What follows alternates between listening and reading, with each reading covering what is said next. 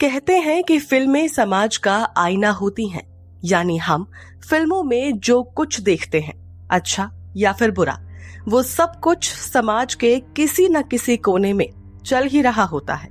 लेकिन कई बार इसका उलट भी होता है।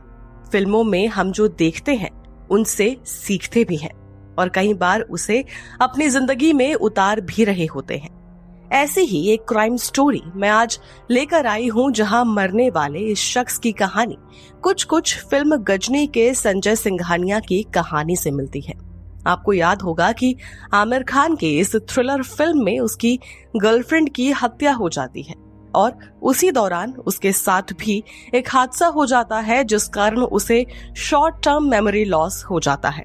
इसके बाद वो अपनी गर्लफ्रेंड की मौत का बदला लेने के लिए अपने पूरे शरीर पर उसका नाम, उसके दुश्मनों का नाम और तारीखें सब कुछ गुदवा देता है, ताकि अगर वो कभी अपनी बीमारी के कारण अपने इस बदले को भूल जाए तो जितनी बार वो अपने शरीर को देखे उतनी बार उसे सब कुछ याद आता ही रहे।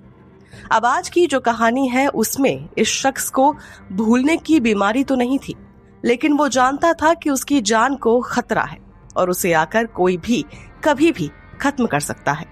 तो क्या है ये रियल लाइफ वाली फिल्मी क्राइम कहानी? चलिए शुरू करते हैं। मुंबई का वर्ली इलाका, यहाँ एक स्पा सेंटर था। 24 जुलाई की सुबह इस स्पा से पुलिस को एक कॉल जाती है कि स्पा के अंदर एक शख्स का कत्ल हो गया है। पुलिस तुरंत मौके पर पहुंचती है और देखती है कि खून से लथपथ एक लाश पड़ी है। लाश को पोस्टमार्टम के लिए भिजवाया जाता है तो उधर पुलिस अपनी तहकीकात शुरू कर देती है।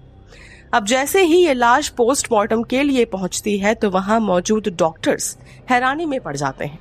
वो देखते हैं कि मरने वाले इस शख्स की दोनों जांघों पर टैटू किस्म के बने हैं।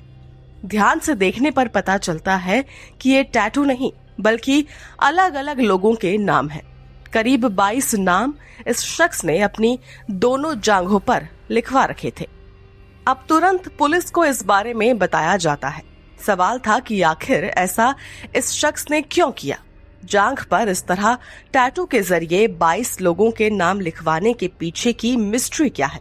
मरने वाले यानी नाम लिखवाने वाले इस शख्स के साथ इन 22 लोगों का आखिर कनेक्शन क्या है?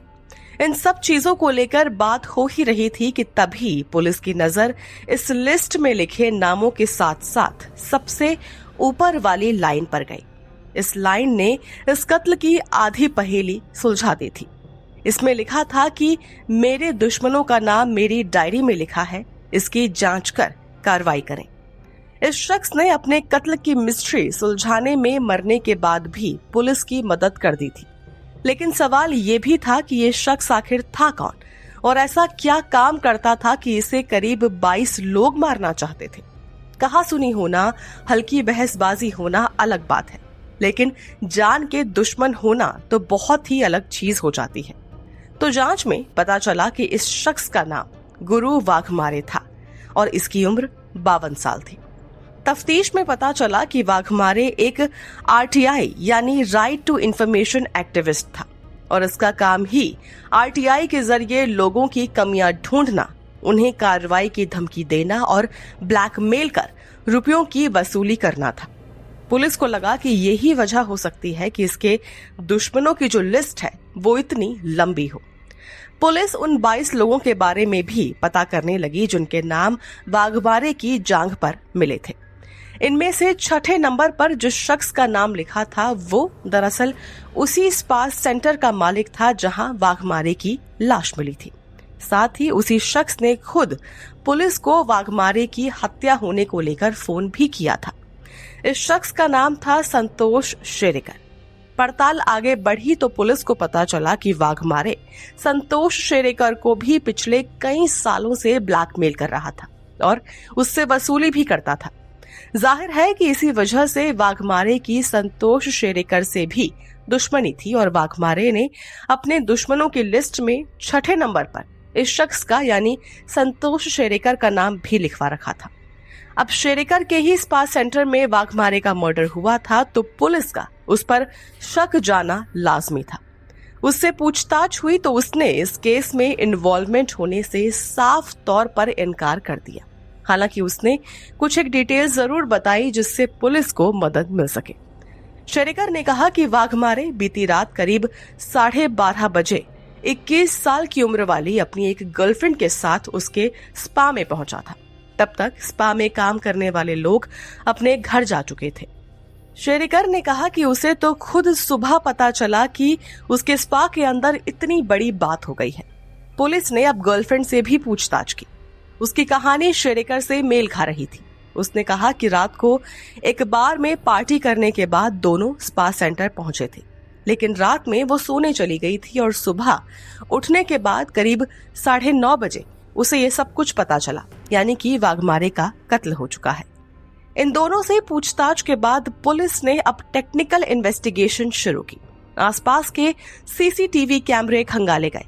पुलिस ने यहाँ एक चीज नोटिस भी की। उन्होंने देखा कि स्पा से पहले जिस बार में वाघमारे और उसकी गर्लफ्रेंड पार्टी करने पहुंचे थे, उसके बाहर 2 लोग स्कूटी में थे। ये दोनों जब बार से बाहर निकले तो उन्होंने इनका पीछा करना शुरू किया। अब वाघमारे और उसकी गर्लफ्रेंड स्पा पहुंचे तो स्कूटी वाले लड़के भी स्पा के सामने एक पान की दुकान के पास रुक गए, लेकिन इससे आगे कहीं किसी फुटेज में ये दोनों नहीं दिख रहे थे। तो पुलिस तुरंत पान वाले की दुकान में पहुंचकर इन लड़कों के बारे में पूछताछ करने लगी। पता चला कि स्कूटी वाले लड़कों ने पान वाले से कुछ सामान लिया था और पेमेंट यूपीआई से की थी। ये केस में एक बहुत बड़ा ब्रेक थ्रू था। यूपीआई के जरिए इस शख्स का नाम, नंबर, सब कुछ पता चल गया। इस शख्स की कॉल डिटेल्स भी निकलवाई गई। देखा गया कि ये शख्स बीते कुछ दिनों से लगातार एक नंबर पर बातचीत कर रहा है। अब इस नंबर के बारे में भी पड़ताल की गई तो पुलिस खुद हैरान रह गई। दरअसल ये नंबर किसी और का नहीं बल्कि स्पा सेंटर के मालिक संतोष शेरेकर का था। इसका मतलब था कि ये कत्ल न सिर्फ शेरेकर के स्पा सेंटर में हुआ था बल्कि ये पूरा प्लान खुद उसी का रचा हुआ था। पुलिस ने पहले स्कूटी वाले इस शख्स को अरेस्ट किया, फिर शेरेकर पर भी शिकंजा कस दिया।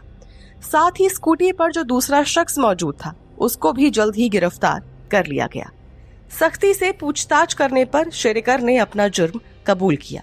उसने बताया कि वो वाघमारे की ब्लैकमेलिंग से तंग आ चुका था।